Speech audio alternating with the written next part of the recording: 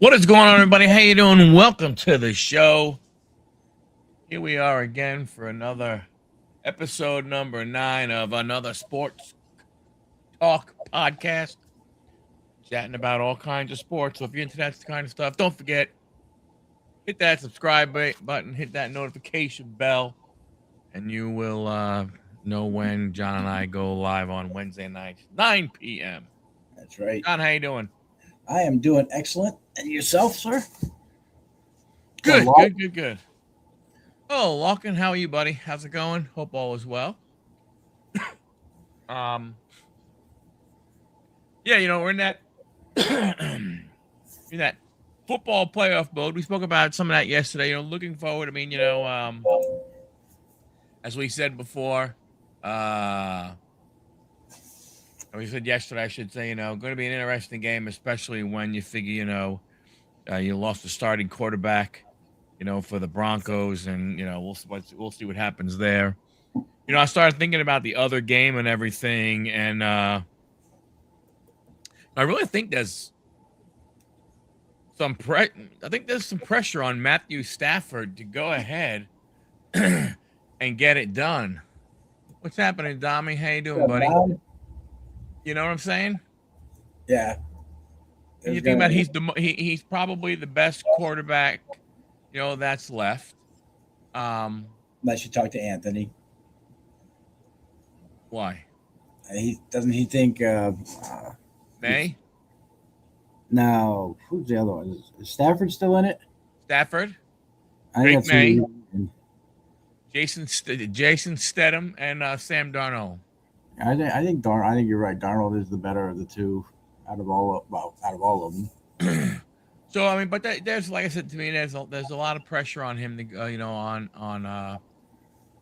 on Stafford.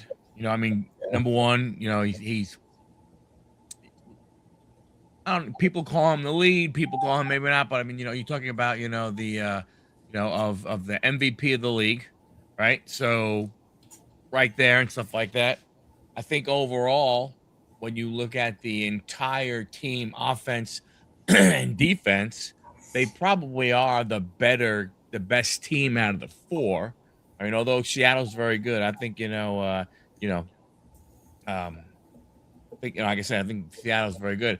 The quarterback play is going to be the most interesting part, because you look at the way Drake May played last week, and it was not good. No. And then you have the quarterback for the Broncos, who has never played in a playoff game before. So that game, I mean, that could be a terrible game when it comes to quarterback play. Agreed. But we'll see what happens. We will see what happens. Baseball, the Mets made a trade last night. They got Luis Robert, or Robert, however you say it, from Chicago White Sox. There are mixed feelings about that trade, whether that be from Mets fans or from just baseball fans in general. They think that it's not good, and I don't know. I think it is a good trade for the Mets, in my opinion, because it's really, when you look at what you gave up, is you gave up a minor leaguer who is not in the top 30, and you gave up Luis Angel Acuna, who could be a really good player, but at his age, he doesn't have a spot on the team. So he's going to be he'd be in a utility role. No, they're not paying $42 million for Robert. They're only paying $22 million. Next year, they don't have to sign him. It's a club option. So I mean, it's it'll come down to it's going to come down to see how him and Bo actually click with the team and how well they play. I think. Right. If they end up being really crappy pickups, then the Mets fans are going to go crazy about it. Yeah, I mean, with Luis, the big thing for him is again, he has to stay healthy, and that's a massive if, right? From that standpoint, number one. Number two, he, you know, he's gotta wanna play. There are people who think who he just was in a bad place in Chicago with the White Sox, the way it was and everything and all that kind of stuff. All I know is this, is that you took a guy you basically traded for a starting center fielder who is an elite defender, uh, can run like the wind, get you a lot of, stolen bases, stuff like that. He has even a halfway decent year, you know? I mean, it's a positive thing, and I say that because, again, you're you traded for a starter, and what you've done is you've gone ahead and you traded a bench player. Right. You did get him very cheap. Yes. Yeah. I know, you're right. Luxury tax, it's 42,000,000. I mean, you know what? It is what it is. I mean, I you know, look, you know what? I mean, I mean, when you think about it from that standpoint of, you know, what do you get? We talked about this. We didn't really talk about it, but again, I'm trying to get some baseball guys on, but I wasn't able to because there's a lot of talk about this whole lockout that could potentially come up after next season, and that there's going to be some kind of a push for a salary cap. Yeah. And the thing that gets me is I don't know if it'll happen or if it won't happen. I really don't know. And you know what? I'm not gonna lie to you. I don't care if it does. I don't care if it doesn't. I'm not gonna not watch baseball if there's a salary cap. I'm not gonna not watch baseball if there's no salary cap. Right. My whole thing is this. Hey, Big John, how you doing? Happy birthday, sir. If you're gonna have a cap, you gotta have a floor. Right. But the numbers can't be too far apart from each other. You can't you can't go ahead and say, okay, the highest you could go is 250, but the lowest you could go is 100, right? You can't do that. You can't do that. That's not.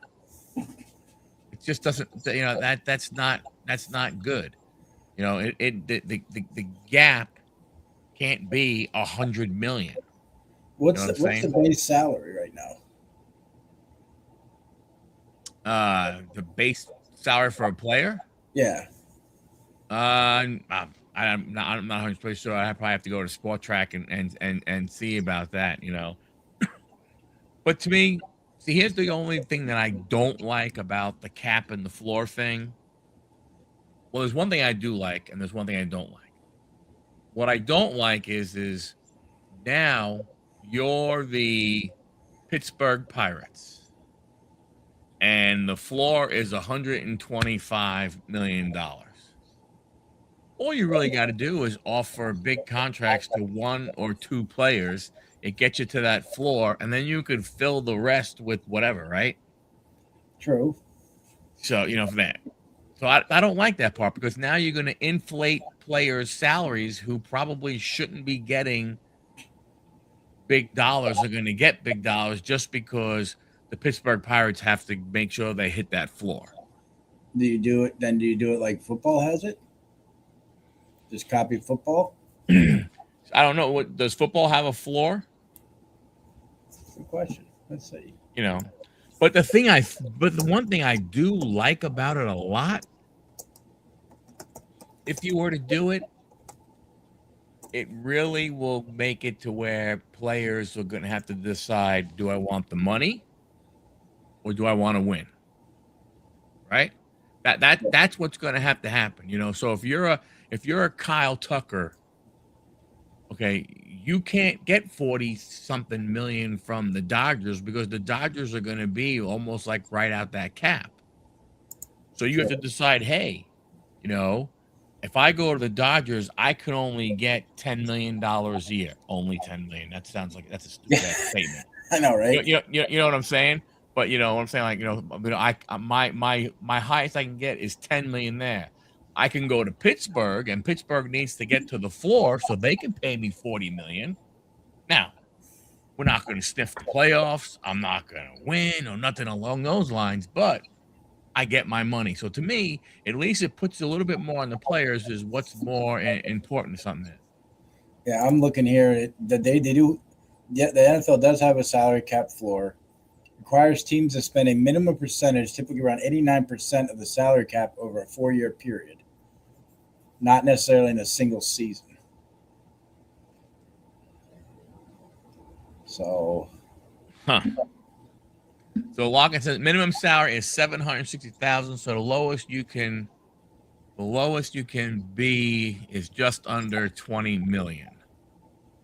Oh yeah, if you went ahead and paid every player 760, I guess. But I think that's the only part that's the thing that gets me with the salary cap stuff, right? I don't know, I don't know what you're gonna go ahead. I don't know what what you're gonna do from that standpoint. But it would be interesting. That's number one. Number two, from a what do you do perspective, if you have, I don't know how many teams. Let's say you have 5 teams or 10 teams. Well, probably not 10. Let's say you have 5 or 8 teams. You're going to say that 200 million is going to be the top. okay. How do you get how do you get those teams under? How long do you grandfather them? Because if you have guys, what you think about it from a standpoint, right? Think about how many guys you have out there that are signed to these contracts where they have 8, 10, 12 years left on a contract. I think you'd have to take all. I think what they do. I think they should do. Take all the big contracts, average what they are, and then say, okay, well, say it's 7 years. Well, your grandfather for those 7 years after that, because what I just read that I guess the MLB owners are actually going to push for it no matter what. Yeah, I know they are, but they're going to have a plan in there. One thing I think that has to happen is deferment's got to stop. Well, I mean, but there's always been deferred money. People think that this is brand new. Everybody knows about Bobby Bonilla Day. Right. July 1st, Bobby Bonilla Day, when Bobby Bonilla goes ahead and gets, $1 million+ for the Mets. I think it's still 2030. Oh, I don't even know what it is, but we'll see what happens. Griffey's the same way, isn't he? Huh? Griffey Jr. Isn't he the same way, getting from the Reds or something? Griffey Jr. gets money. Bobby Bonilla actually gets money from the Mets, and I think he gets money from the Orioles also. Jeez. That Orioles might be done, but Brett Saberhagen. So a lot of these guys, from the 90s, to early to a lot of those guys, so deferred money is not new. What shocked the crap out of everybody was when Shohei Ohtani signed 10 years at $70 million a year, 700 million, and deferred 680 of it. Yeah. So he's getting paid. Technically his salary is $2 million a year. But there are enough big market teams to keep salary cap out. But now you have to think teams like the Red Sox are going to switch sides because they can't keep up with the Dodgers and the Mets. Yeah. I mean, like I said, I don't have a problem with it. If they do it, that's fine. I honestly, like I said, I could, I really don't care. If they do it, great. If they don't do it, oh well. It doesn't really. I mean, again, it's not going to stop me. I'm just can't wait to see what the framework looks like. Right. Where they said like 78% of fans say they're okay with it. I mean, if they structured it something like football, it wouldn't be bad. Well, I mean, you got to believe when you look at it again. Okay, I can understand the small market and even the medium market teams, the fans wanting it. I mean, as a Mets fan, I should not want it because I have an owner that doesn't give that he will spend, right? If I'm a Dodgers fan, I should not want it. Right. Right? Because I want an owner I want an owner that will go ahead and, put a winner on the field because as a fan, that's all I care about. I don't care about the money side. I care about being able to say my team won a world championship. They're considered the best in the world at that sport. That's what I Right. care about as a fan. The financial side of that's like in the other that's like down the hallway, down the corner, in the corner room, right? I don't think about that stuff. Right. You're right. Yeah. There are Strasburg was a terrible contract. there are always gonna be bad contracts. Albert Pujols' contract was a bad contract. Randy Anthony Rendon's bad contract. There are people that are gonna say that Mike Trout contract, Yeah. is not a great contract. You know, there a lot of these ones are not, are not great contracts. Long-term contracts don't work from year 1 to whatever year X is. Yeah. Anything over 7, 8, 9, it just does not go ahead. Those later years don't work, but that's the way it is. You're not paying a 20. There are, you don't see what's happening with like Julio Rodriguez, with Bobby Witt, with some of these guys at that age that sign a 14-year contract. Yeah, well, if you sign it at 23, you have you'll last maybe 3 or 4 years. When you're 35, 36, 37, that may be the bad part, but I got 10 really good prime years, Yeah. you know? Only teams that should be on the Dodgers side are the Mets and the Blue Jays. Even the Blue Jays are getting outbid, though. Yeah, I mean, Blue Jays fans, I mean, you know, you're right. But I just like I said, for me, when I look at it from a standpoint, yep, Red Sox, Padres, Phillies. When I look at it from a standpoint of that is do we think a salary cap in the MLB will create what we believe is the false idea that there is parity in the NFL because of it? I think it looks like parity in the NFL because I think you get people that you get injuries. You have key position players getting injuries, so it looks like it. I mean, when you think about it, okay, if you look at the NFC, okay, you know you have what, two new teams in the Panthers and the Bears from this year, I think, right? Or maybe Seattle, right? But you had out of 8 teams, you had more than 50% that were already in there. So how much is it going to change? Like but again, now at least it does put the onus on the players. It was mentioned, last night, right? The guy, or I forgot where, but Tom Brady is really the one guy who has gone ahead and was the one who never really got paid. If you think about what he might have been truly worth in the NFL. He took a lot less money all the time. I don't know if he was ever the highest paid quarterback, but you're talking about a guy who won 7 Super Bowls, and I don't know how many years he was the highest paid quarterback in the league, right? But that doesn't make a difference in the NFL because, again, it's like, hey, I'm the quarterback. I'm up next. My contracts are due. What am I going to get paid? True. The Phillies did just let some Phillies did go ahead and let some good pitchers walk because of it. Right. Yeah. Right. It's hard to say any of these guys are worth the dollars and cents that they're getting when you look at the numbers. The numbers are ridiculous. They are. Okay.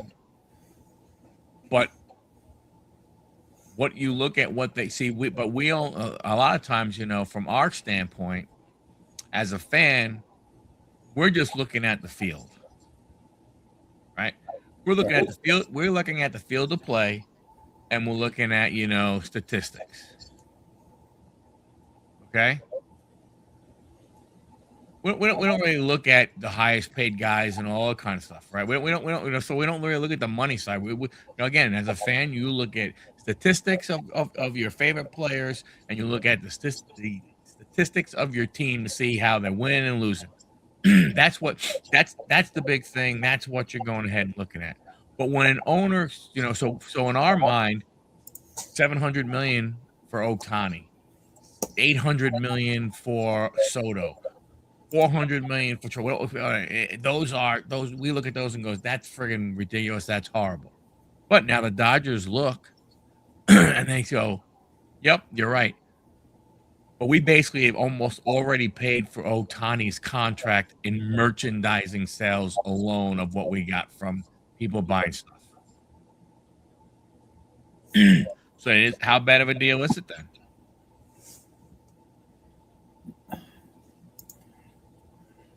I mean, Yep. Looking at Soto's, he has no deferred money. He does get 75 million in signing bonuses, Right. and he can opt out after the 5th season, which is 2029. Right. I think the only way he would ever opt out is if they never made the playoffs in those years, and then go somewhere else. But is he going to walk away from 500 million? Because I think he's getting 50 million a year for the last 10 years of the contract. Yeah. Well, he's doing what, 52 million, I think they said this year. No, but I'm saying if he opts out, right, he would cut off the next. Is someone going to? I mean, I don't know. Yes, he's still going to be young, but I don't. Would somebody offer him a 10-year, $500 million contract? Yes, of course they would. It all depends on his what he is. I mean, obviously, if he's healthy, he might. If he's injured or something along those lines, he's not going to opt out because he knows there's no way I'm going to get that kind of money if all of a sudden I start getting some nagging injuries and stuff. Exactly. But I don't know. It's going to be interesting. I mean, it's going to.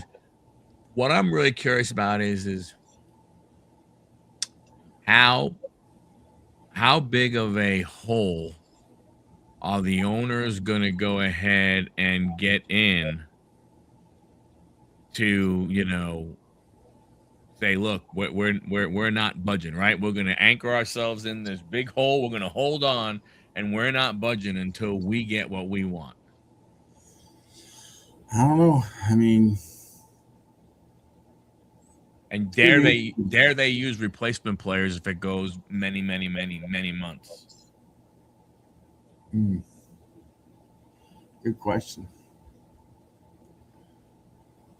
Or do they do it and they don't have an issue and the players are like, okay, we'll just still play then. We're still getting our people who are in it, still getting our money. I don't know.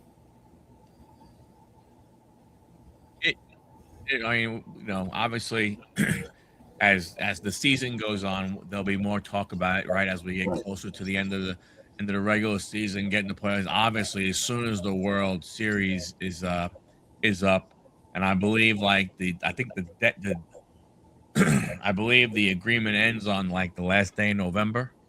So what is that? November 30th at 11:59. As soon as the clock, I think, turns. As soon as the calendar flips, I think it's December 1st. That's when the CBA, I believe, is done. Yeah, it'll be interesting to see what happens. Yeah. Yeah, I mean, not many. There's only Framber Valdez is really the last of the names out there. Cody Bellinger just signed today with the Yankees. 5 years, 162 million. So you think about all these. Bo's the exception because Bo did get I think it was a 7-year, $200 million offer from the Phillies. But he walked away from a big deal for a short deal at opt-outs. Tucker, he walked away. Tucker, everybody was like, Tucker's going to be 10 years, 400 million.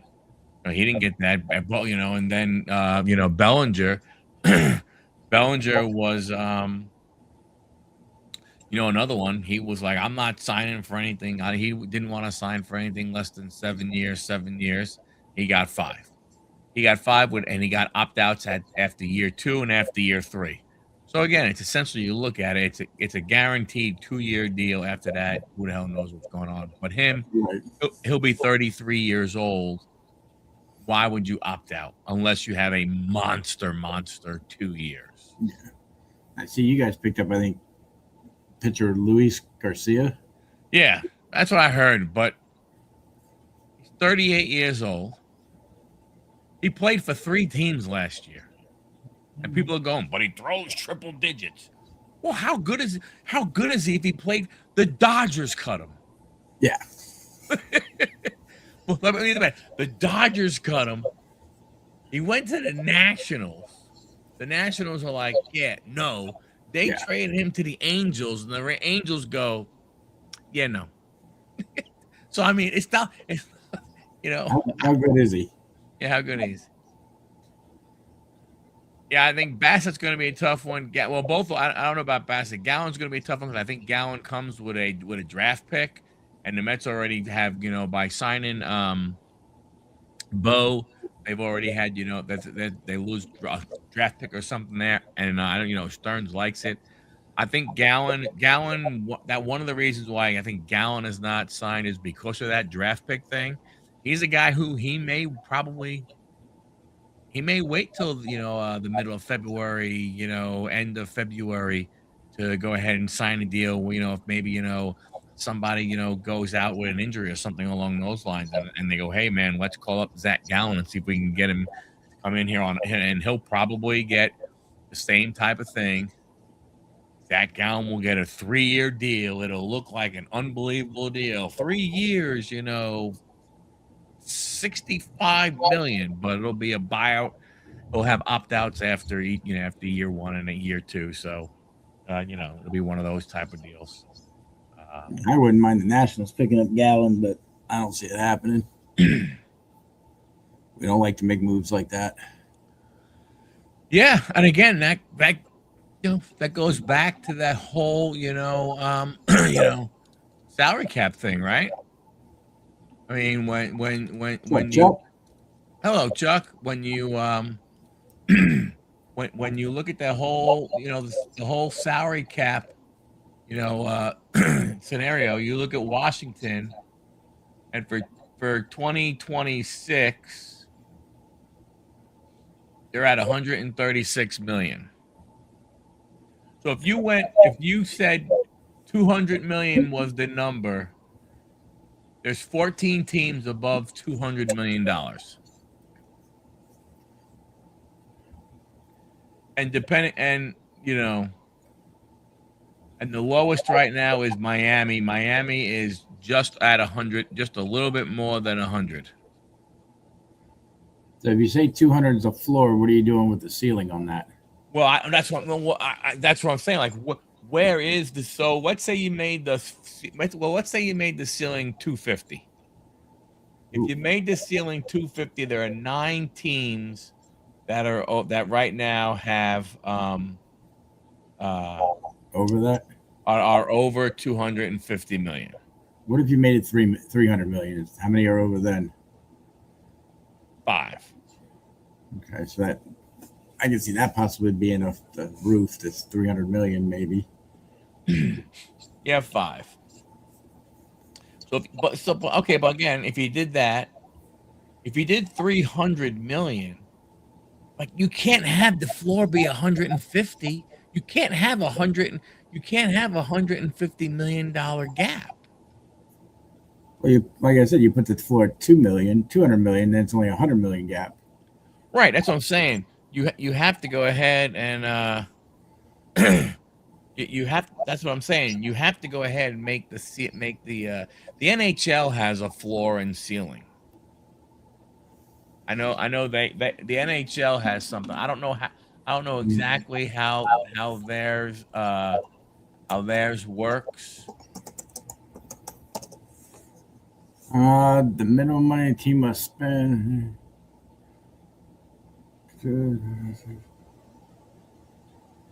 $65 million floor. That's it for 24-25. Go up to 70.6 in 2025-26, and then 76.9 million in 26-27, So along with increasing upper floors. so right now, when you look at Spoke Track in the NHL for the 2025 season, the maximum cap is supposed to be 95 million, but they let you do stuff with long-term injury and all that all kind of stuff. So let's just forget that. But right now, you have the Vegas Knights that are at 110 million, right? They're considered the top number. But the bottom team, which is nuts to me, is the Detroit Red Wings, and they're at 81 million. So that's a $30 million gap. Yeah, and then I'm looking at it, it goes up, the highest it goes is 27-28, it's like at 113.5 million ceiling and 83.9 for the floor. Right. So you're So that's still looking like a 30 to $35 million gap. right. You're looking at a $30 million gap. Now, I don't think you can do that in baseball because you have more players and stuff like that. I mean, I would think it would be difficult to say, hey, 200 million is the ceiling and 170 million is the floor. I think if you Right. did the 200 floor, 300 ceiling, then that would be a little more. Yeah, but I just can't. The only thing I get that, John, I get that completely. I just can't see um I, I just can't see a team like you know who Miami. Miami Marlins are at the bottom right now. Like I just have a hard time believing that the Miami Marlins are gonna all of a sudden go from 100 million to 200 million. I That don't that know. so that's what my issue is. My issue is that yes, the owners may get a cap, but the small market teams are still going to be able to take full advantage of it. Yeah. I mean, Miami Marlins, their salary cap is 100. Their salaries, what they call on Spoke Track right now, is 100 million. They get at least 100 million or more in revenue sharing. So Right. revenue sharing is paying their salary. So whatever they go ahead and make any place else, they're pocketing all of that. Right. There would have to be some sort of clause for that somehow. It's the only way you could make it work. Yeah. So we shall see. Like I said, from a not not a lot of free agents left out there and stuff like that.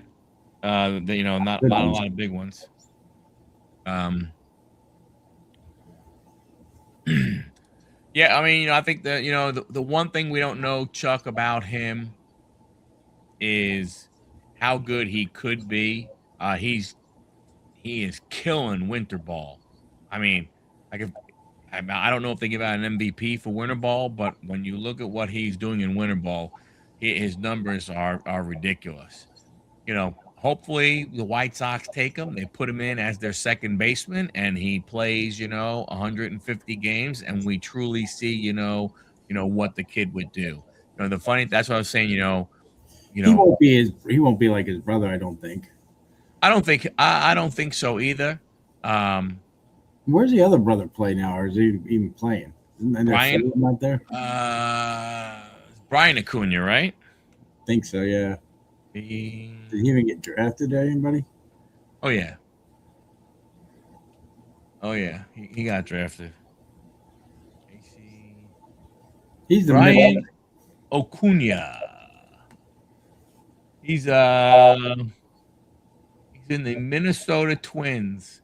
He's still going. He's going. It looks like he may have gotten promoted to A ball, Oh wow, so he's still. but he's only 20 years old. He's born in 2005. So he's a young one then. Yeah, he's the baby Acuna.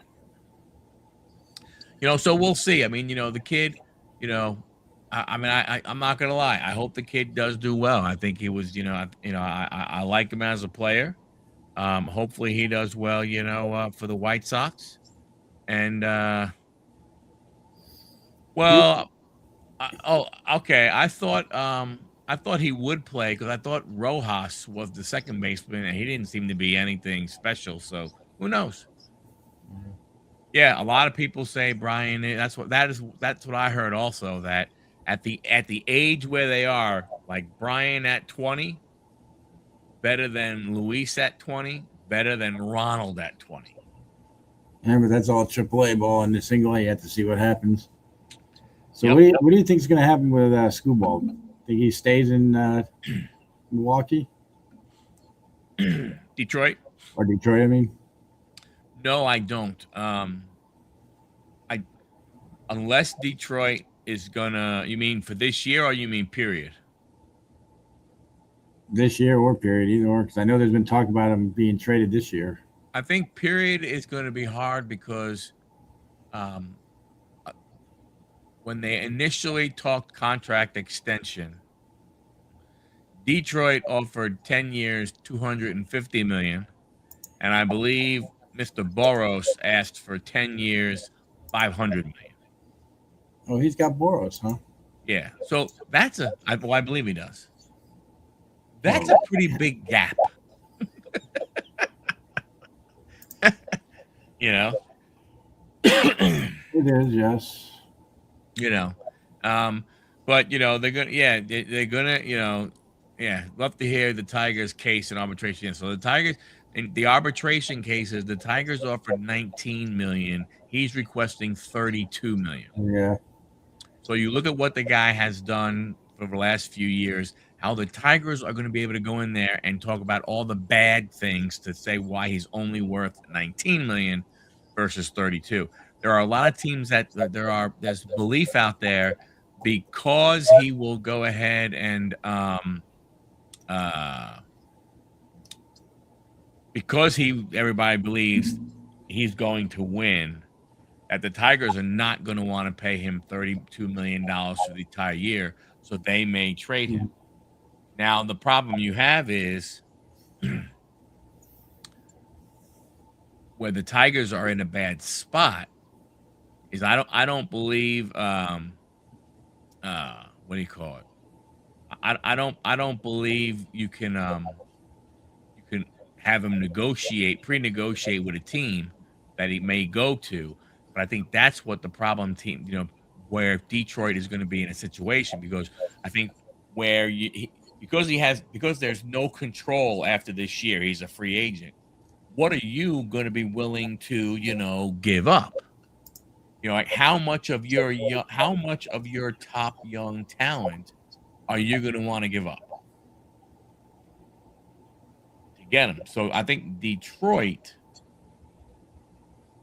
is, it's not in a good spot. So, be, you know, because of this big difference, because everybody believes that Detroit's not going to want to pay him, because you can't go ahead and do anything. What's up, Maddie?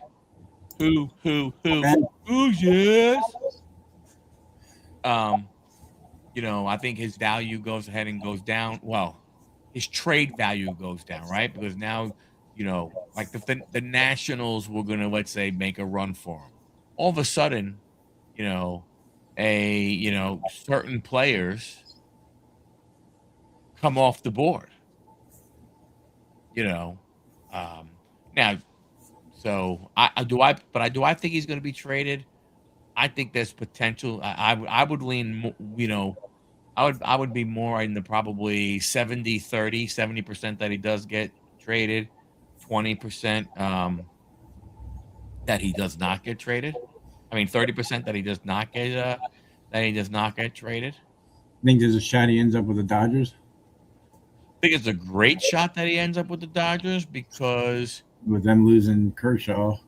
the Dodgers have the number one ranked minor league system. So they know how to go ahead and they know how to go ahead and draft and at least in the minds of people make them believe that they have the best players available, right? So because obviously we don't know, the top minor leaguers don't always turn out to be the best players and everything. Right. One more Tiger that possibly could be traded? Torkelson? Yeah. Yeah, that one. I don't. I don't know why they would.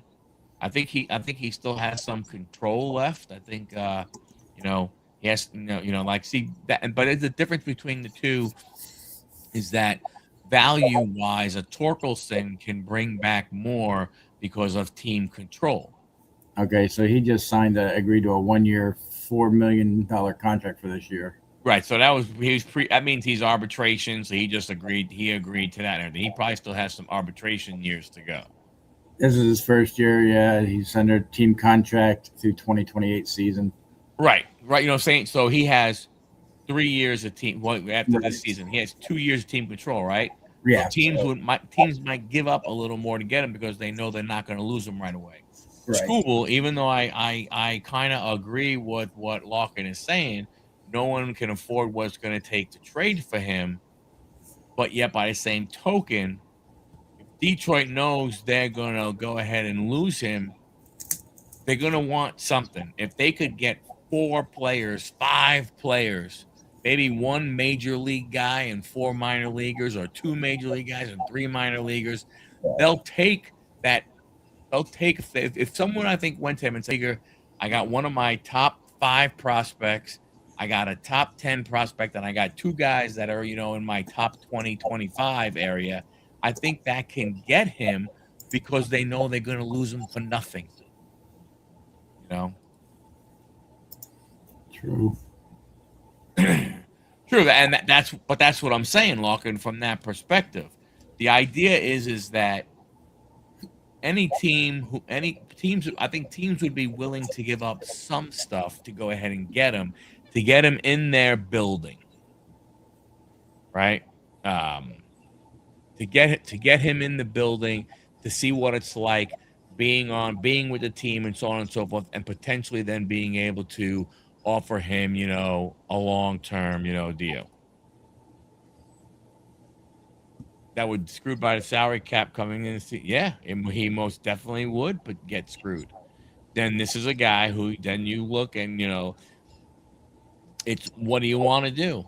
Do you want to get paid, or do you want to win? You want to play for a winner, or do you want to get paid? There's a chance you might not be able to get both. I think our contenders, they are wrong, but they believe it. Well, that's what I mean. Look, if he gets traded, unless there's, let's say, I don't know who could afford him. I don't know where he could go. But let's say Toronto, I don't know who their number 1 pitcher is. But let's say all of a sudden, Toronto is off to a great start, and all of a sudden their number 1 and their number 2 go down with injuries for the season. They may be like, you know what, we don't want to go ahead and not do it. They may be willing to fork over a good number of prospects to get him. I think it'll be one of those things where when you look at it, if he's going to get, if there's no necessary reason to get him before the trading deadline, I think that's when he'll get traded. He'll get traded around the trading deadline. Detroit will know where they stand as far as are we a contender, are we a pretender, and they'll go from there. Any of you on our crying poor is a bigger and more pathetic joke than the Hall of Fame voting committee. What I agree, Dom. I agree wholeheartedly, especially with the revenue sharing. You have these young teams. You have these teams that are not trying to go ahead and win. In reality, they I'm not saying the players aren't trying to win, but they're not trying to win because there's they don't want to go ahead and pay their guys any kind of money. They don't want to pay to bring good players in. They're going to try and develop and see what happens. They're making a lot of money. Like I said, I believe the revenue sharing is over $100 million. That being said, the Miami Marlins get enough money from revenue sharing to pay for their team's salary. That means that means technically really no out-of-pocket expense that they have to have. That means everything that they make is all profit for them. So, Agreed.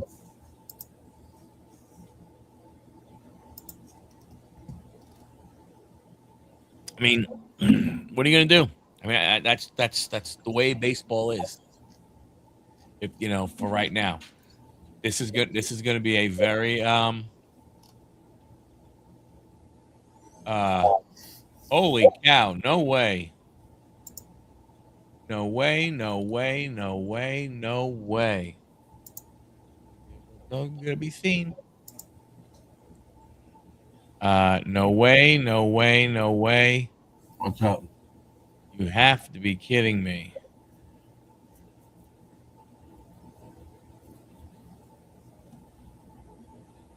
Hold on, I have to confirm this. Come on, where are you?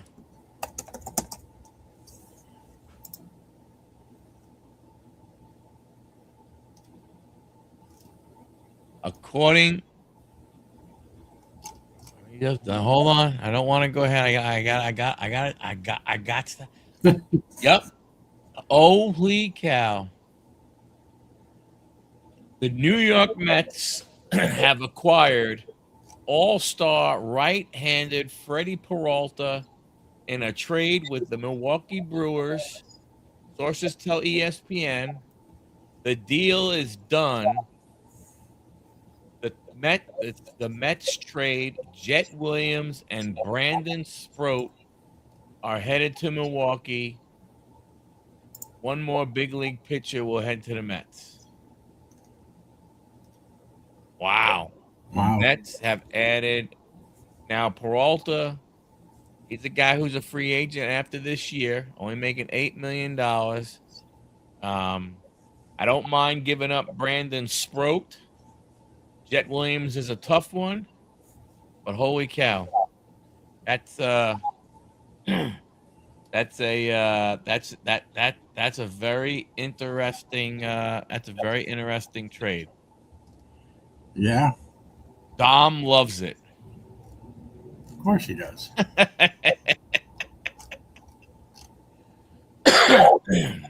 Wow. Wow, wow, wow.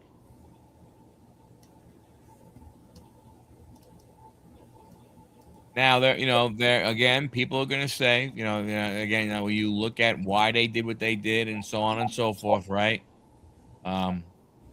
People look and they go, you know what? Jet Williams is blocked. Jet Williams doesn't necessarily have a position to come up to in the major leagues. And that's why a guy like that, who, even though he's, the third ranked prospect or maybe the fourth ranked prospect in the Mets organization, a guy like that becomes available because he plays second base and he plays center field. They don't need either one of those right now. And they do believe that even actually from a center field position, there's a couple other guys just behind them that project to be better than him. So even if you say, well, then we won't worry about him being a center fielder. He can go ahead and be a second baseman for us. Well, they have a second baseman who's going to be there for the next 3 years unless they decide to eat that contract. They're probably going to not. He's going to have to fall off a damn cliff in a hard way for him to go ahead and be off the team after 1 year.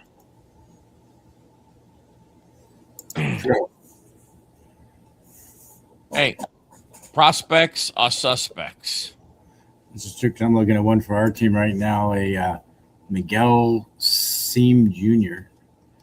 He's 18. They're actually going to have him play in spring training. Yeah.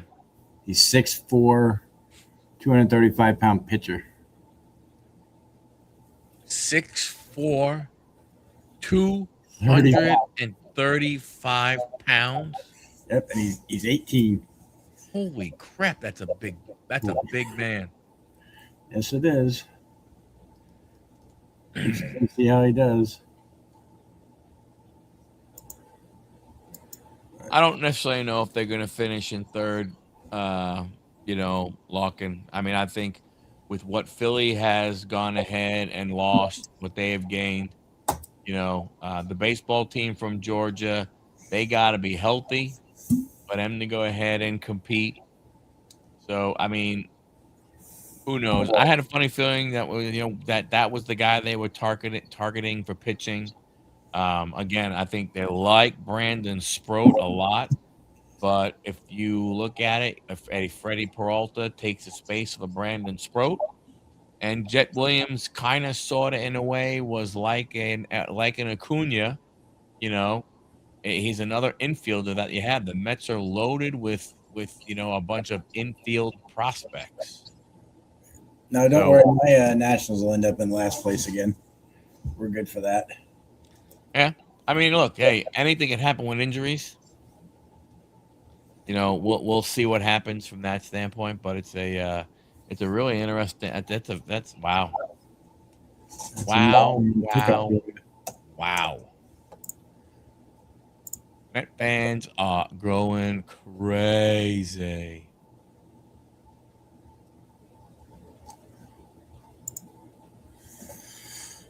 So, should we move on to this Saturday? Yeah. So Saturday we have Saturday night's main event. Your Canada. W. Are these considered PLEs? That's what they call them. I don't think they should be. I think they should just be basically Saturday SmackDowns. It's Yeah, only I three mean, matches that I see so far. So I don't know if they'll add one Friday night possibly. I can see that happening. so how do they add? What could they possibly add? So I mean, you think about one, so you have the fatal Yeah, the uh, 4-way for the number one spot. which would be against Drew. Now, is that for Royal Rumble? I don't. I, I think that's what it was for. I think that's what they said. We'll face them at the Royal Rumble, but not 100% sure on that. Let me look. So right now, Yes. So Fatal Four Way determines the Fatal Four Way will determine the uh the opponent for Randy at Royal Rumble. Now, interesting card of who you have in there, yeah, right? Um, because you have Orton, Priest, you have Trick, and you have Sammy. So Sammy, and there are a lot of people who were saying that Sammy, he's a hometown hero in Montreal, true. and then he's also I don't know, part Saudi Arabian or part Arabic or whatever. There's that part to him. So, you know, does he win here to then go to Saudi Arabia and go him against Drew in Saudi Arabia? I Big don't top match. possibly. I think that would be just a bad decision, but I can see this coming down to Randy and Damian, honestly. Well, Fatal Four Way though, right? It's not like there's tagging or anything like that, right? They're all They're all in in there. at the same time. Yep. Yeah, they're all in there at the same time and everything. So I don't know. I mean, Are they going to push Randy to go for number 15? and you can't take the title off of Drew that fast. Well, then again, who the hell knows? They could. Or he doesn't beat him here. They wait till Mania and he fights him at Mania and wins. I don't know. True. Trick is the only technically heel. Yeah.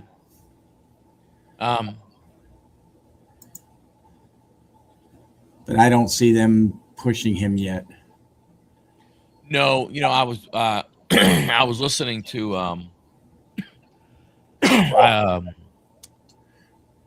the the wrestling channel on Sirius XM, and a lot of them say, like, and a lot of the guys like Tommy Dreamer, Bubba Ray, and a lot of those, a lot of the old school vets there that are there and everything, and they said, the WWE has to be careful of treating Trick, treating Obafemi on the men's side, and I think there's some women too, but they mentioned those two, of treating them like they kind of did with Roman before he actually became something, of just forcing them down the throats to where people are not going to be happy I agree. Agreed. about them. I could see Oba being an entrance in the Royal Rumble in a heartbeat. Well, yeah, for sure. But I think the thing is that he shouldn't win. No, Trick not should at all. not win. No, I really think it's just going to come down like Sammy and him are going to get like put outside the ring or something like that, and then Damian or Randy's going to win it. They have the most heat with Drew, both of them guys. Trick has no heat because he's a heel. So I mean, they're not going to be, or he's a pseudo heel, whatever you want to call him. But I don't see that. I just see it coming down to those two guys. Yeah, I just find, like I said, to me, I just find it interesting. When you look at the Sammy kind of has that double, He I don't want to does, say yeah. home, but he has that, Montreal is his home. That's where he's from. And then he has, the Arabic side of him, because you've seen the couple of times they've been in Saudi Arabia, the pop that he has gotten. I mean, if he does win, he's going to get his ass kicked in the Royal Rumble by Drew. That's why I don't see him. I mean, you can't have Drew. The big thing is this: no matter who he goes against, in my opinion, Drew can't look weak. Exactly.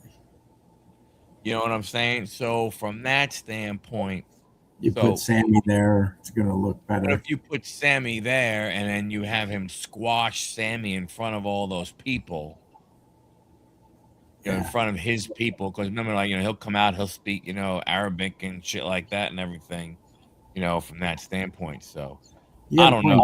I agree with that. I mean, maybe they have Drew hold it until Cody comes back to take it back. I don't know. I agree. I don't understand, what they could do from it. I mean, I think the thing is,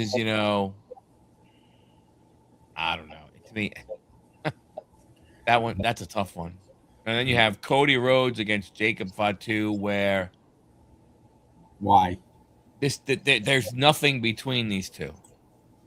Besides that he interfered in the match. Other than that, and people and people are talking and they're saying, why did he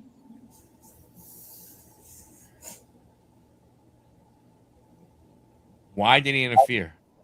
Yeah. Well, supposedly he knew that Drew is the one who put him on the shelf for a while, is what they're saying. Uh-oh. But why would he attack Cody? Cody was just trying to pull him, but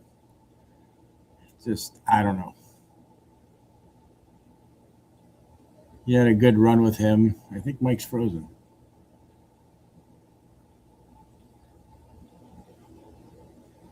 Mikey is frozen. He might have to come back, fellas. That's probably him telling me.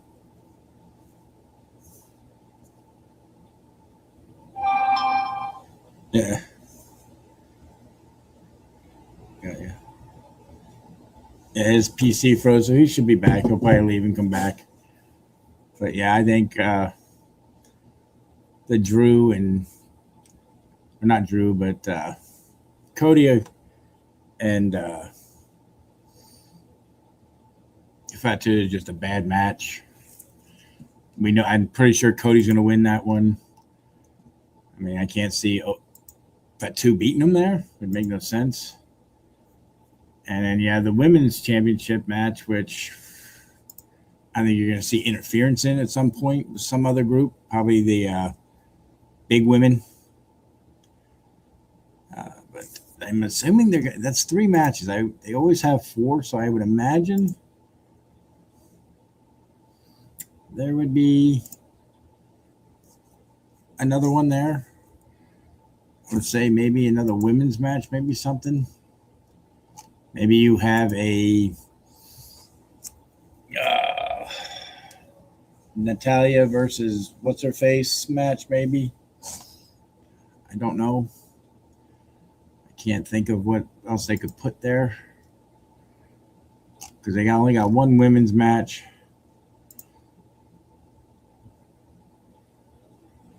Can't see them putting a Becky Lynch match in there because it would make no sense. I'm sure they're going to add at least 1. And you're probably, like I said, you're going to have whoever wins. I don't know if the women will, like Nia and them will get involved during the match, or they'll wait until after the winner and then beat the crap out of them. But welcome back, Mickey. Hey, golly. I just like Cody's winning that match with Fatu. That's just a given. I can't see them putting Fatu over Cody. Well, it's 2 faces. Yeah. I mean, what do you again? Like I said before, I went ahead and went all this kind of crap. Was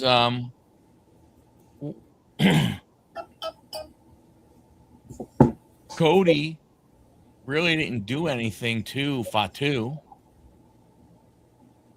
in reality to warrant him causing Cody that match, the title. I mean, you're gonna try and start this feud for what? Yeah, it doesn't do anything for either person. So here's what we're gonna do: we're gonna have you fight at Saturday night's main event, and then you know what we're gonna do? We're gonna put you both in the Royal Rumble, and you could have a little dance at the Royal Rumble, and then what? Are both of them going to enter? Neither one of them win, so they both enter Elimination Chamber, and then you do the exact same thing. Then neither one wins Elimination Chamber, so then you put them in a match at WrestleMania. Yeah, I mean, or do you put them together as a tag team? Well, yeah, Afterwards, I don't know if you do that one. So I don't know. I mean, to me, again, that's another one of those ones. It goes. It's a filler match all the way. All these are filler matches. This is true. Why did you have to have a tournament for Drew? Yeah, that did make no sense to me. Are you telling me you had to do that just because in the contract you put that Cody couldn't get a rematch? So This is how you pick out. So you didn't have another guy waiting in line. You didn't have a number 1 contender, a number 2 contender, a number 3 contender. You didn't have that. You didn't have somebody. Obviously not. I mean that's the problem. What the hell's going on? This is I think there are certain things that people look at which they think might be long-term booking, and they're not. No. What it is it's WWE looking back and going, "Oh, hey, remember like 2 years ago, Yep. This happened? Let's do it again. Let's go ahead and throw that in there this time." And a lot of people take hook, line, sinker. They take the whole thing and be like, "Oh my gosh, you see, this is long-term story booking at its best." No, it's not. It's the worst. I don't know what the hell to do. So what I'm going to do is I'm going to rewatch some old shit that happened and pick something and go, we'll build off of that. Yeah. It makes no sense. And then you move on to the women's tag team. I mean, this might be a good match. Maybe. So you got Rio against Liv and Roxanne. Yeah.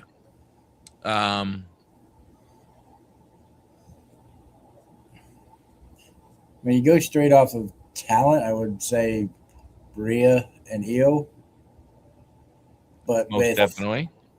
with the interference from Raquel, which I'm sure that'll probably happen for some reason, or the two big women, Naya and whatever her name is. Lash Legend. You know, Trick's future wife.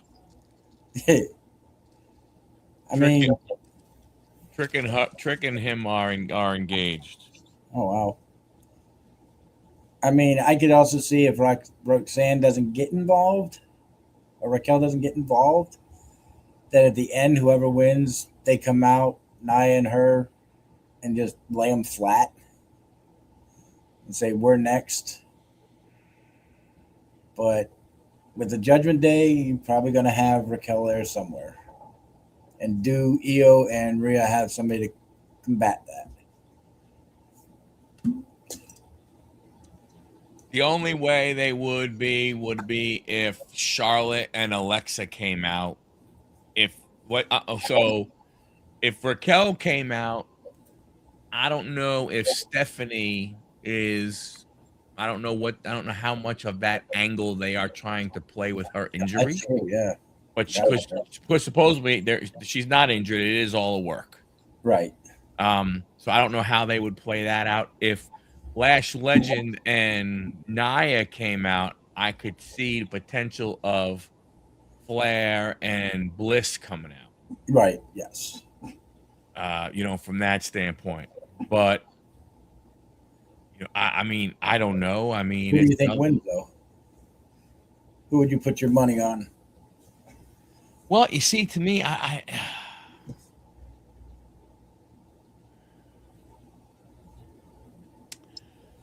think it would be Rhea and Io, because I think you have to have Rhea and Io go up against Lash Legend and Naya.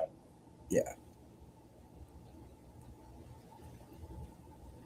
So Locken is saying that she is injured. I thought they said that she wasn't injured, that it was a storyline.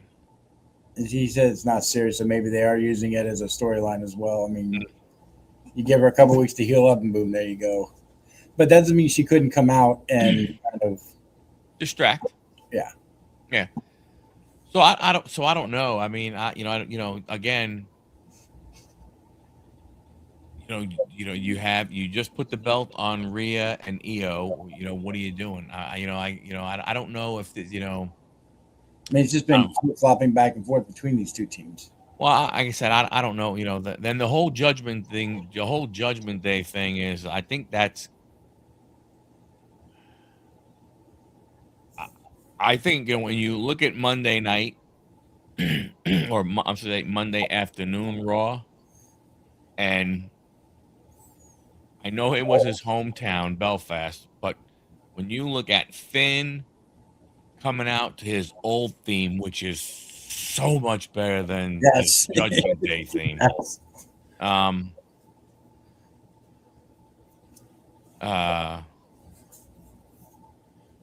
Yeah, the predictability sucks, and not being predictable sucks. I know it's not that it's not necessarily not predictable. It's just like, I think the part you have is that it's the future side of it. It's like, okay, why? I think for me, it's more, why would you do this? What comes out of it for either of the people in it? Right, like Rhea and Io. Okay, you just put the belt on them. It makes sense that you would go ahead and have them win. If you have them lose, what are you doing? Are they losing because Asuka convinced Io to turn on Rhea, and then there's a feud there?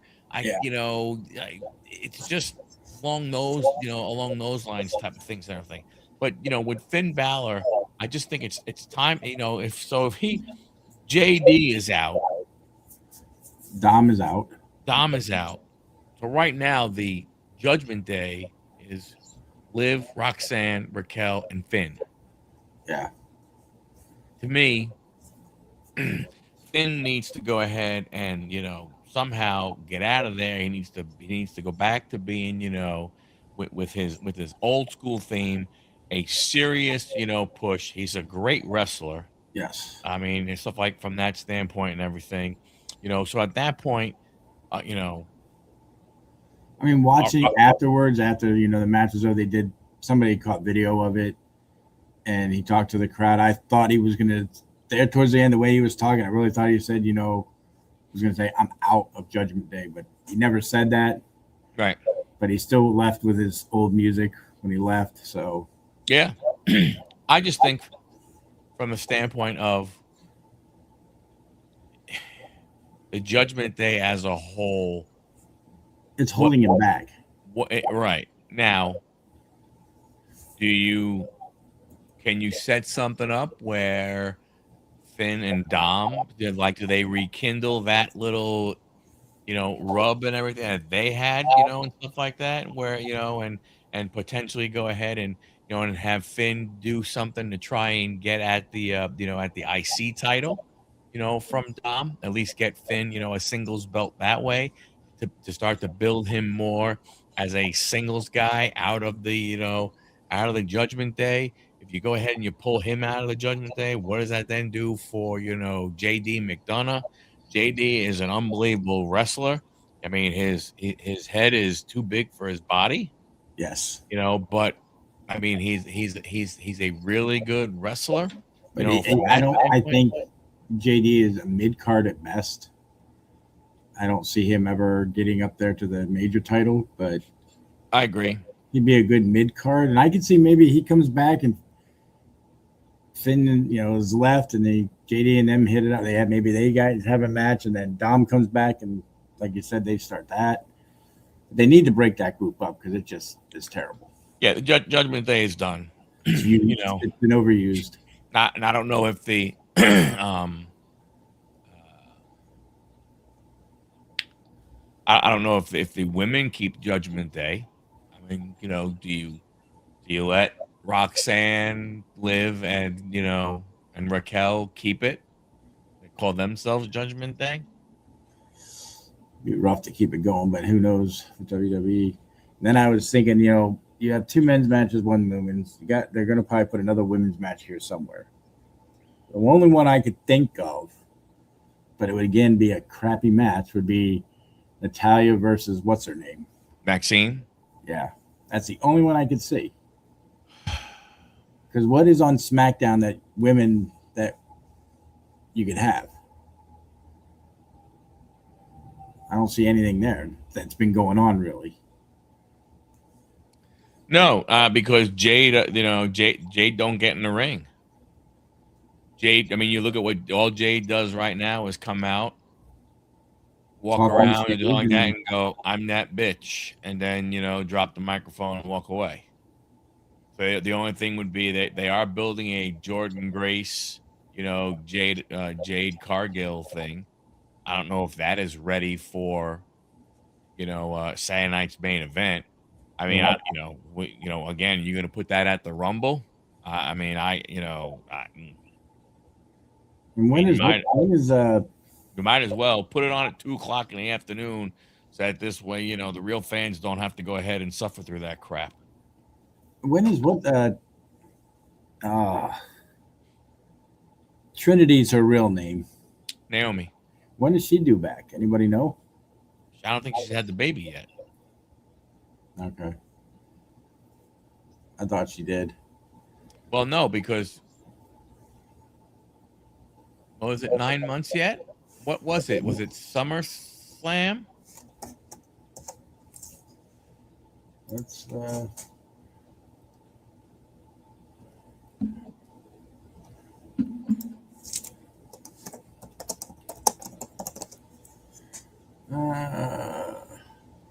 yes.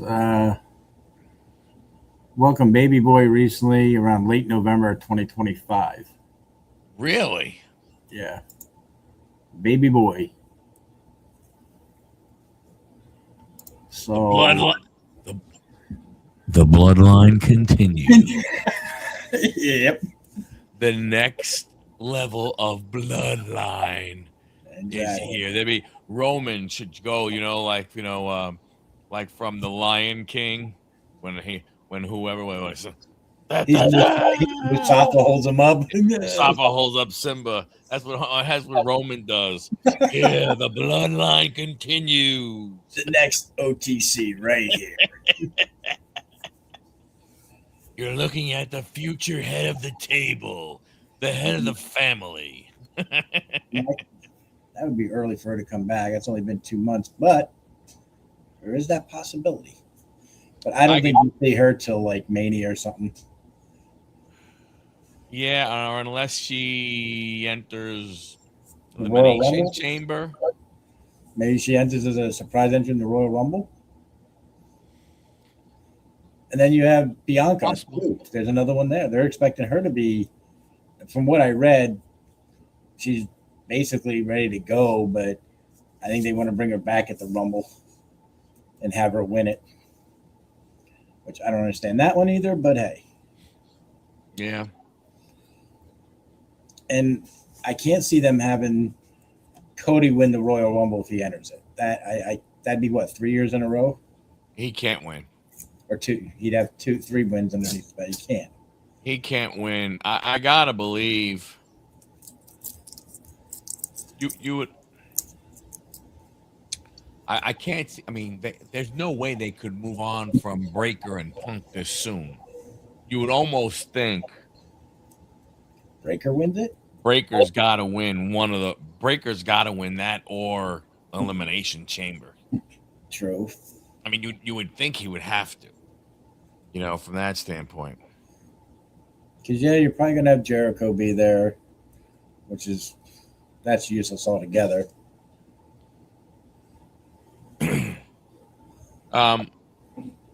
So for the Royal Rumble,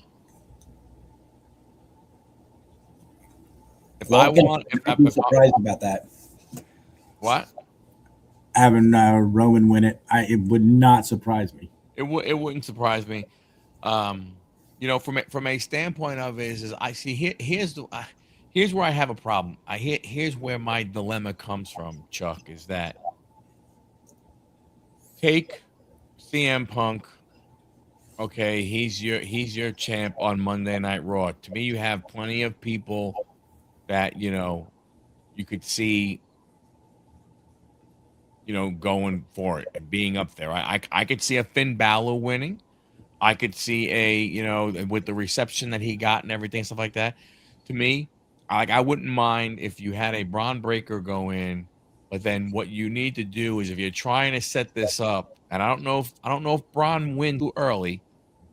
That's the part that that's why I don't know if I would want to waste a Braun Breaker Royal Rumble win, because in my opinion, I don't think he's ready to be. I don't think he's at that point yet. But let's say they believe he is. I would have Breaker just freaking run through the Royal Rumble. Like he would just go ahead and be destroying people. From that standpoint. Now, if Drew wins and Drew comes out of the champion, I think an unbelievable match to have, and Law can put it right in there. Dragunov. I think a Dragunov versus Drew is an unbelievable thing. Here's my thing. Is that main event WrestleMania worthy? I don't think so. That might be maybe that's night 1 worthy, I think. Maybe. Yeah. Or do they put the women's match as, the main event? That's the only thing that gets me. I think Drew versus Dragunov, I think that would be an unbelievable match. I don't know if it is WrestleMania main event worthy. For me, I don't put that much stock in Braun right at this moment, like you don't. No, I don't think it's time. I think that's why he did end up losing to Punk. They don't feel that it's time yet for him. Yeah. I think they're gonna. There is talk of good old Rollins being part of the Royal Rumble. There is that talk that he could show up for that. I can't see him winning it. unless Braun was already champion, because then that would make sense for him coming back to fight for what they did to him. Yeah, but there's no.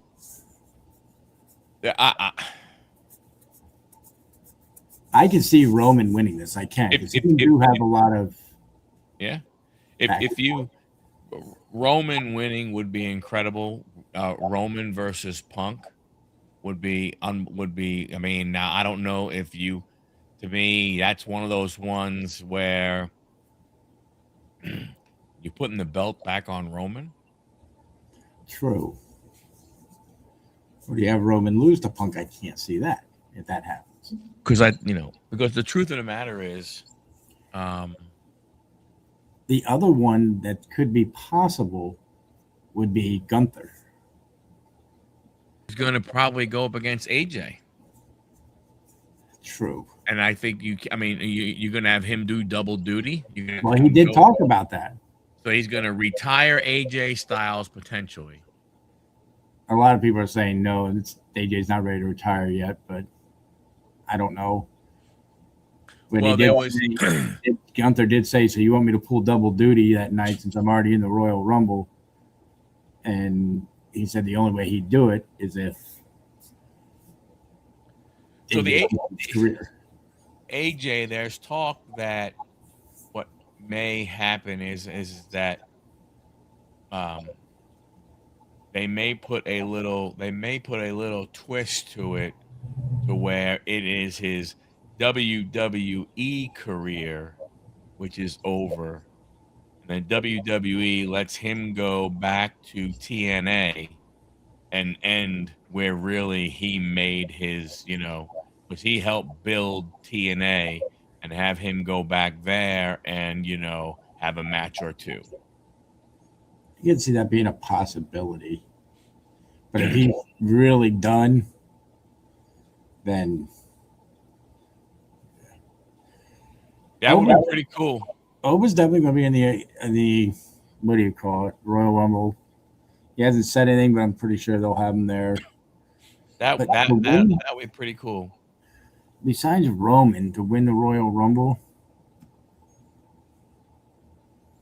because that's what you have to think about. The thing you have to think about is, do you have possibly Fatu winning it and going up against Drew, with them having what they have right now? Yeah, I don't have any issue with that. Like I said, I'm just trying. When I sit back and think about Royal Rumble winner, I'm thinking, okay.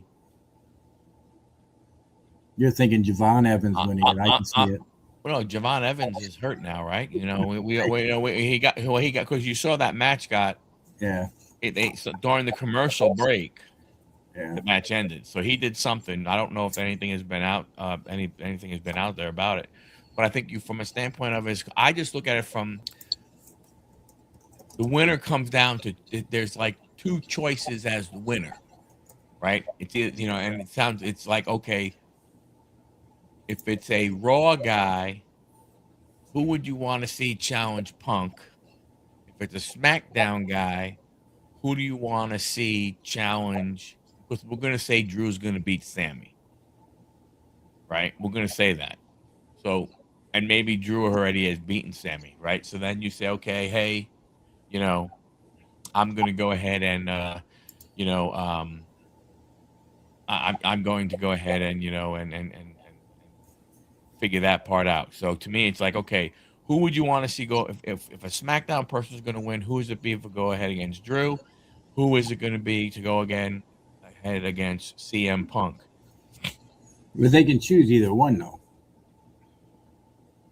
From the Royal Rumble, they can choose. Yeah, but I gotta believe that usually they choose whatever brand they're on. Right. I mean, if and you're right, Luck, and he is supposedly fine. Oh, okay, so he was just.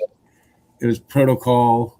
He passed the initial test. He's able to travel with them wherever they go. So okay, from I'm saying from that type of a standpoint, if I mean, you look at it against Punk, right? That's where Dragunov would look good. But is Dragunov is on SmackDown, I believe. Is he? I mean, I wouldn't mind seeing a Dragunov be against Punk. If not, I like Dragunov. You're gonna put Dragunov in the main event of WrestleMania. yeah. See, that's my issue. There is that. I mean, That's the only thing. How how many of these our main event two stars. young guys do you want to? Do you want to have? Are you trying to push that far up? Because And not only that, Dragunov's a face. Punk is a face. You'd have face going against each other, so that could be an issue. yeah, but I think that I don't know. I don't know if they'll look at. I mean, I get that. I don't know if that part. Like I said, to me, I just look at it from the standpoint of I'm more concerned about when you're trying to pick a winner. You know, we're saying it's Drew and Punk are the two guys that are going to hold the world title belts. What is worthy of WrestleMania? Yeah. Let's ask the chat. Who do you guys think is worthy of WrestleMania against those two guys? You can't have. I could see Gunther winning and trying to go after Punk, but there hasn't been anything there. They'd have to build something before that. But again, he'd have to do double duty. If he's doing that, he's doing. I mean, it's possible he is. Maybe he wins the Royal Rumble, and then the AJ match is after that. I would imagine that would have to be before that, because that's going to be the main event. Is going to be the Rumble, the men's Rumble. They're doing a women's one too, aren't they? They should be. That'd be just terrible, but whatever. To go against Punk. Wow. No, I agree, Logan. That's not as high standards, that's for sure. But you can't put a Jacob Fatu against him because they don't have anything. And he's SmackDown, I believe. Wow, they're really in Monday night, short of Gunther. I mean, I'd like to see an AJ CM Punk. That'd be interesting. That to me would be a better WrestleMania than any of the other ones. But you can't have that, right? Because if AJ gets a win over Gunther, that sets up a AJ Gunther number 3. True. And then that one would have to be the career-ending one. I don't think you get AJ in any kind of WWE title match.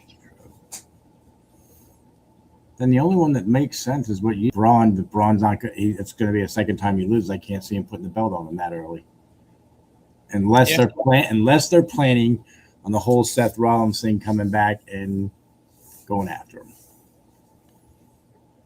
Yeah, I mean Seth, because money in the bank. You can't be like a Money in the Bank thing, right? Because Money in the Bank isn't until whatever, I think August or September.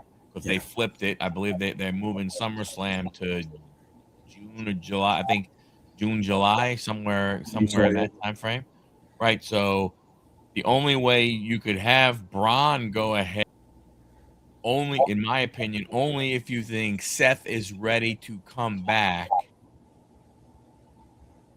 but then Seth can't go ahead and fight the champion at WrestleMania because Braun Breaker would more than likely already said, Punk, I'm coming for you. And then what are you going to do? You're going to have Seth say, hey, guess what? I want to go after the Raw title also. So now it's going to be a triple threat. And I I can't stand triple threats. Yeah. Especially not in title matches. You got a point there. That's ridiculous. But as of right now, it's hard to say. There's only a few people mentioning they're getting into the Royal Rumble. Right, and that's where Chuck makes a great point. You love the predictability of sitting here and at times when we've sat here and said how predictable it is and how we say that sucks. And now it's unpredictable now because now that it's not predictable, it sucks. I don't think that it doesn't. It sucks because you have no idea of in reality what they're trying to do anymore. Yeah. Because you don't have you don't have those. I mean, even like Javon Evans, and all of a sudden now, if he's okay and stuff, you know, like people talk about him, they talk about the other guy. What is his name? Leon Slayer, whatever his name is, the guy from NXT, the other young kid who flies around like a man. Like I don't know. I I just can't see don't. any of the new guys winning it. No, that's not gonna. Right, and because I can't see them I can't see them taking a Javon Evans and putting him and this fast, putting him as a main event in WrestleMania. Tobias Myers. Oh, cool. Oh, the Mets got the extra MLB pitcher. I thought the Mets were going to be giving up an MLB pitcher. Oh, nice. I mean, that's why I think I could see Randy Orton possibly winning this one. Winning the Rumble or winning the Fatal Four-Way? Winning well, maybe he wins the Fatal Four-Way. If he doesn't win the Fatal Four-Way, he's going to win Rumble, I bet. So then you have a Randy, maybe Drew at WrestleMania. Yeah, it would make sense. They are both WrestleMania worthy. I mean, is it going to be a good match? I don't know, but I think that goes ahead. I think if you do that, I mean, if you have Sammy win the four-way, like you say, get squashed at the Royal Rumble. Randy versus Punk at Mania. You would have to have Randy turn heel prior to that, because I just don't see them putting two faces. I mean, they did it with Cena, but I know Cena was a heel at that time. It'd have to be a heel versus a face. That's the only thing I can think of, and that's possible with Randy because he can flip on a dime. It is, but even a Randy versus Punk, even if they are both considered, faces, that's still not bad. No, it's better than it'd be better than if you tried to do two heels. Right. I mean, I see a Randy versus Drew just because of the back history they have. There's not a whole lot between Punk and Randy. I mean, maybe they have John Cena come back and win it. Never know. Or maybe they have Jericho win it for all we know. And then he loses at WrestleMania and he's done. I don't know. So you're looking at Punk versus Jericho? It'd be interesting, but Punk or Jericho's so out of shape. I just don't see like I personally I have a problem with any kind of push. Supposedly Jericho is jacked now. Oh, he went ahead and got in good shape. Okay, well then maybe you can go ahead and do that. I just don't see the I personally do not see a reason why you would have to have Jericho in a title, either a title reign or a title push, for that. Oh, here's the other one you mentioned, Chad Gable. I think Gable coming back is he comes back, wins the Rumble, is a big one.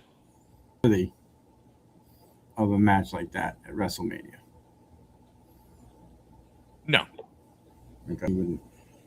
There is a chance, Chuck, that Kevin Owens can come back. And Owens versus Drew would be a good match. And there's been talk of it. I mean, he was there at Cena's last match, so he didn't look like he was wearing a neck brace or anything like that. So I mean, who knows what they have planned? Yeah. No, Owens is not ready yet.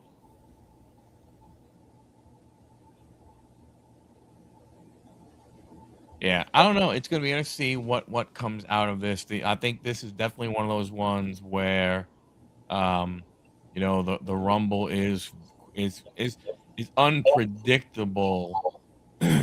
um, but again, I think even last year, I don't think anybody expected Cody to go ahead and win. No. I mean, you could have one of the Solo win it too. I mean, there's that possibility there. I don't think Solo is a Mania main event guy yet, but something tells me they're gonna have Roman win it. I don't know why, but I just feel that. I think. Well, I think the yeah, I don't know. That's a possibility. Cody and Roman being the last two, I could see that. Yes, That would be crazy. but then you have Roman winning because I don't think they're ready to put the belt back on Cody yet. I could be wrong. Like you said, the predictability with the Royal Rumble and the way they've been doing things. Yeah, I don't think there is a again, to me, I don't think there is a clear cut, winner. 'Cause I just don't. I mean, I hate to say it, but I mean, I don't There's no know. long term vision for creative right now. There's nothing. It's got to be boom right now. This is what we're doing. It's not okay. Take us. How do we move it on? It's all. That's it. It's almost like I don't want either one to win, but I believe Roman 2 with Cody winning the Chamber. Yeah, definitely, potentially, definitely, sure. I think the thing is that what they have to look at, and in all seriousness, I mean, this is the road. The road to WrestleMania begins on that Saturday. Right. So, to me, you have to be looking and going, okay, Punk's going to be our Raw guy. Drew's going to be our SmackDown guy. That's who we know. Those two are going to be champions going into that third week of April. Okay? That's where we are right there. Who do you match up with them to make them main event worthy? Because when you look at anything else, I don't see a non-championship match out there that is main event worthy.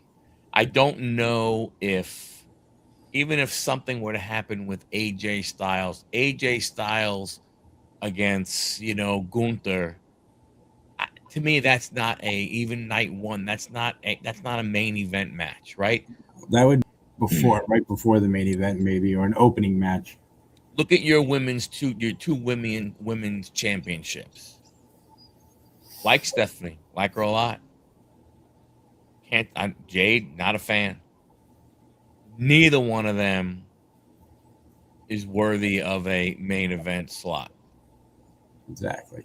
So that's what that's why the predictability, unpredictability part of it, that's where it all comes into play because you're having a hard time saying, okay, if WrestleMania, it is your, Daytona 500, it is your, Indianapolis 500, it is your Super Bowl, it is your World Series, it is your Stanley Cup. You got to have something there. Yeah. and I don't know where you see it. You make a great point of Randy winning, but there's been a while since he's been in a championship match, like for the belt. I mean, he had Cena, but we all knew that wasn't going to happen. So a legitimate competitor in Drew, I could see that.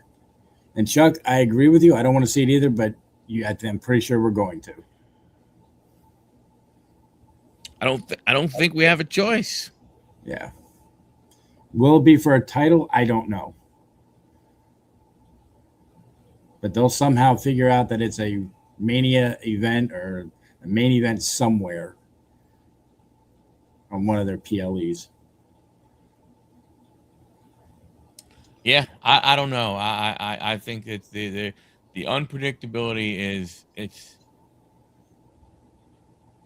I don't see it as a good unpredictability. Right.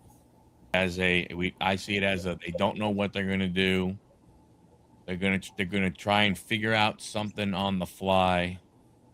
You know, the whole thing about the Saudi Arabia matches, you know, when that first started, if you remember when they first started all that crap when they were going there, that's why you got Shawn Michaels and Triple H versus Undertaker and Kane. That's why you got some of those matches because that's who the Prince wanted to go ahead and see. This is true. You know what I'm saying? Whereas now, you know, there's not a lot. You know, this is a different type of PLE to have because this is a PLE that sets up WrestleMania.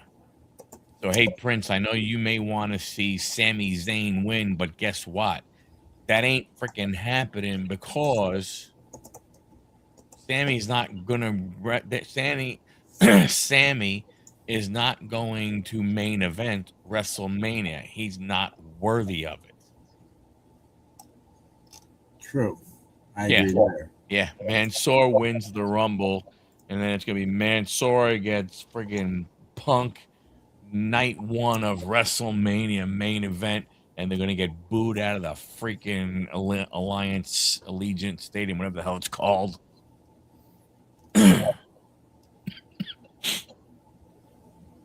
So, I don't know, man. No. You would think we'd know more entrants by now. You would think. That's why I'm kind of like, I was looking to see if they had like. I mean, today is what SmackDown is taped. Today is what day? The 21st. You have another Monday Night Raw and another SmackDown prior to next week's. You have 10 days. Yeah. And they haven't announced like a women's Royal Rumble, so I don't know if they're doing that or not. True. That's right. That's right. They get Royal Rumble this year and they get WrestleMania next year. True. That's gonna suck ass. Or is it possible you have Finn Balor win the Royal Rumble? That's what I'm saying. I think you could easily have Finn win, and then Finn. I think Finn is a dark horse to win the Rumble. That's what I would. In my opinion, Chuck. I think he's a dark horse. Because he's a guy who has been a past champion. He was a Universal Champion, right? He beat Seth Rollins, so he was a Universal Champion and never got a rematch. And he technically never got a rematch, so I could see him winning. He is main event worthy. Yes, I mean he is definitely main event worthy. Which actually would kind of make sense to a point to give him another shot at Punk. Yeah. But like I said, I haven't heard anything about a possible women's. I haven't heard any of the women say I'm entering the Royal Rumble or anything. It's all been, unless they decide to do that next week, I don't know. But I think there's only been like 5 or 6 guys that have said that they're in for the Royal Rumble so far. Yeah. Because Jey Uso did it. I saw that. Jay, Cody, Gunther, I know for sure. You know the Vision guys are going to probably be in there. I don't know. There's been talk that they're not going to put them in.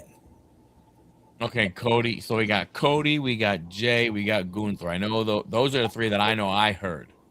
Yeah. I honestly don't know who else has announced. I can see possibly Jimmy. Probably not. But he's not going to win it. Well, no, but so the reason why you haven't seen Jimmy and Saudi Arabia may have a different set of rules. But there is talk that the reason why Jimmy has not been with Jay is because his past DUIs and some countries won't let you in if you have DUIs. That's true. I didn't think about that. I could see Fatu possibly. I could see him announcing it. Who? Fatu. Yeah, I mean Fatu makes sense. Braun No, Breaker makes sense. Roman's know. what? SmackDown, right? Who? Roman. Yeah. So You see Roman saying, "I'm going to do it." I mean, I can see that being this Friday. you got 30. You got 30 guys. I think you're gonna have some NXT guys. I'm sure. Maybe you have Joe Henry again. Joe Henry will definitely be in it. They're not signing him to that contract and not. Cardona. I think Cardona said he was going to. I think he might have been one of the guys who has said he was entering. Who was the other one they signed? Did they sign Dolph back again? No. I thought it was him and somebody else. Cardona and somebody else they signed. No. Dolph is still TNA and everything. I heard when I was out today and I was listening to the radio channel, he basically, it's like when I was there for that one day, and then he's doing some stuff. I think they can't. I would hope back as a cheerleader. TNA can't, with the new deal they have where they now are live on Thursday nights on AMC.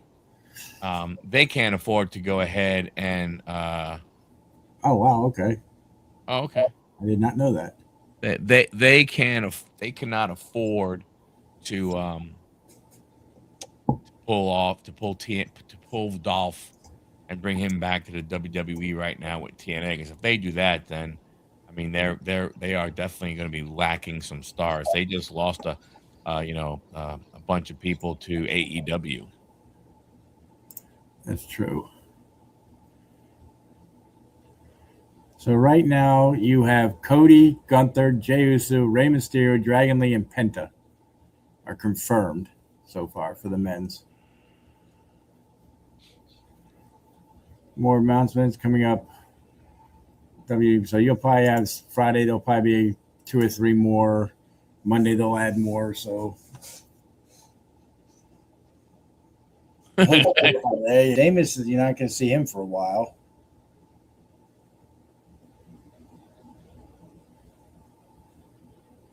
Well, if Sammy wins the number 1 contender, he's not going to go to the Rumble. I don't think that would make no sense there because he's already got his seat to go against Drew. He'd have Drew at the Rumble. Oh yeah, that's true. Yeah, I can see Priest and Trick. Yes, I can see Obafemi. Well, no, I think what Lachlan is saying. I think what he is saying about that is he's predicting Randy Orton is winning, so the 3 losers will go into the Rumble. That's possible, but I thought No, he didn't say that. That's right. So yeah, It's going to be interesting to see what happens, especially this Saturday. Yep. Friday and Saturday should be interesting. That's good. Oh, they have Orton on the list too.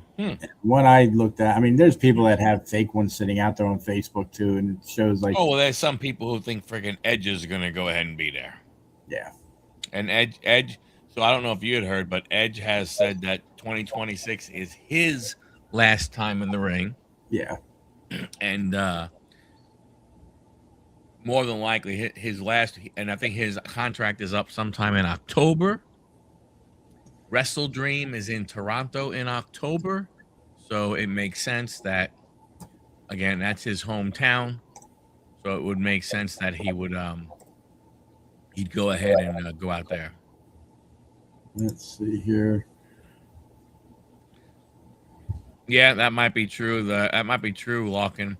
They should put all four of their names on as potential or as Rumble participants, so that people don't know. People can't say, "Oh, Randy Orton's not listed as an Royal Rumble, so he must be winning the Fatal 4-Way."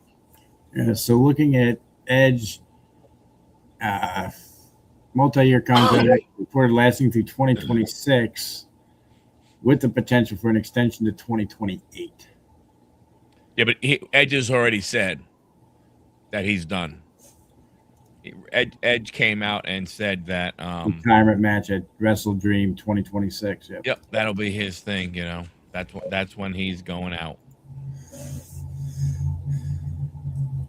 I don't see Bailey winning that one, unfortunately. It's not going to be one of the big girls either. I don't think that they're ready yet to put them in. That would be interesting if it was Bailey. That's where I can see Naomi or Bianca coming back and winning it. One of those two. But we have to see next weekend. Yeah. And we will be here Wednesday to do our predictions for that one. Yes, Chuck, we will. If you're around, maybe you could jump on with us then, since you're a wrestling fan. Be cool to have you, brother.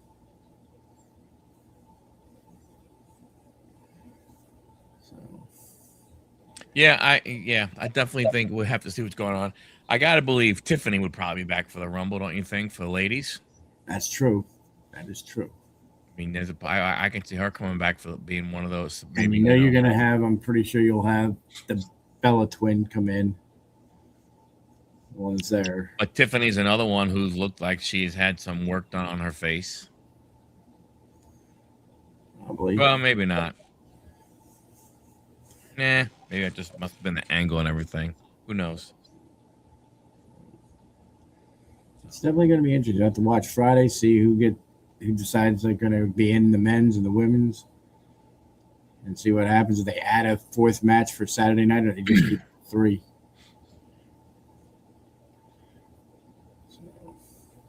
I don't know what you add, but holy cow! I mean, oh my gosh! I mean, you're. How long are you going to try and push Priest, Trick, Sammy, and Orton? Yeah. And maybe even I guess you fought 2 and Cody could probably go a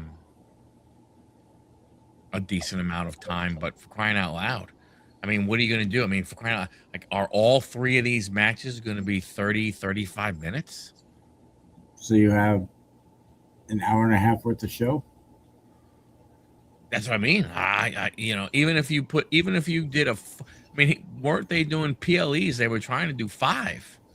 Yeah, and this is, unless something's going to happen between Friday, that's the only time they're going to be able to add anything. It's Friday. Something has to happen in 2 days for them to go ahead and figure it out.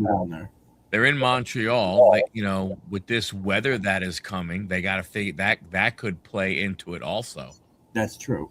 Like, or are they already in Montreal? I would have met. Is SmackDown in Montreal?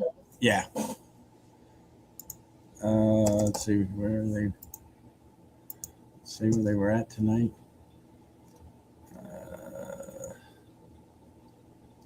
Yeah, 23rd. SmackDown's in Montreal.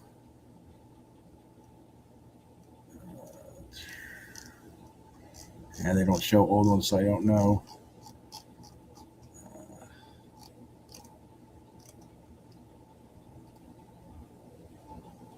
Because Monday night where they were overseas on Monday night. But yeah, they come back for SmackDown. So yeah, I can see there's that possibility with everybody already being in Montreal, adding a match from SmackDown on there.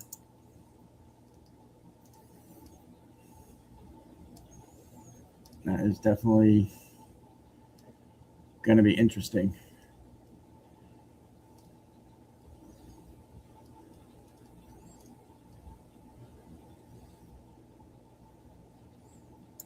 So,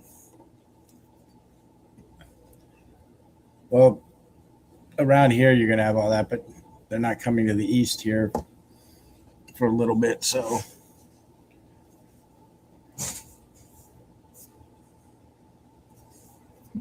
The storm's not going to be up that way. No, this is all coming through your area and then up our way. Oh, okay. Well, it did move more north, so you might not get as much ice as they're thinking. I hope not, man, because ice is the big. I mean, honest to goodness. The worst. Yeah,